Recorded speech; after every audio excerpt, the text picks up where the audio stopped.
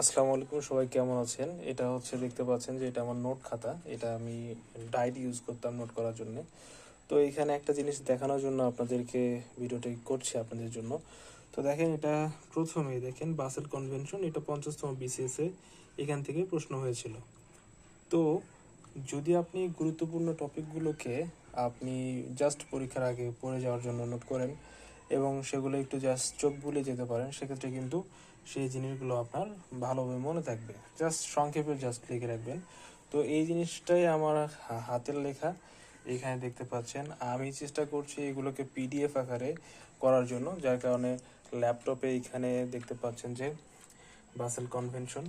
তো এইটা আমি কিন্তু হচ্ছে যে ডিজিটাল প্ল্যাটফর্ম, অর্থাৎ পিডিএফ আকারে যাতে আপনাদেরকে দিতে পারি, তো সেই কারণেই কিন্তু এই নোটগুলো থেকে আমি আমার ল্যাপটপে সেগুলোকে স্থানান্তরিত করছি। ওকে, তো যাদের হচ্ছে পরবর্তীতে লাগবে বা আমি এটা গ্রুপে জানিয়ে দেব, যারা হচ্ছে আমাদের আমাদের গ্রুপে আছে, হোয়াটসঅ্যাপ গ্রুপে রয়েছেন, তাদেরকে এটা দেওয়া হবে পরবর্তীতে ইনশাল্লাহ। প্রত্যেকটা পরীক্ষার আগে এখানে আপডেট করা হবে এবং আপনাদেরকে সেখান থেকে দেওয়া হবে, যাতে করে আপনারা জাস্ট চোখ বুলে যেতে পারেন গুরুত্বপূর্ণ জিনিসগুলো। যারা নিজেরা নোট করার অভ্যাস নেই, সেক্ষেত্রে আপনাদের অনেক উপকার হবে, যেটা আমি মনে করি। তো এখানে এই পেজের পরের পেজেই আরও দুইটা প্রশ্ন এসেছে, যেটা 50তম বিসিএস। এখানে যদি দেখি, এটা হচ্ছে আপনার প্রথম পেজ, মানে আপনার যে পেজটা সেটার প্রথমের দিকে বাসেল কনভেনশন এবং নিচে রয়েছে আপনার আরেকটা বিষয়, সেটা হচ্ছে জাতিসংঘ জলবায়ু পরিবর্তন সম্মেলন সংক্রান্ত।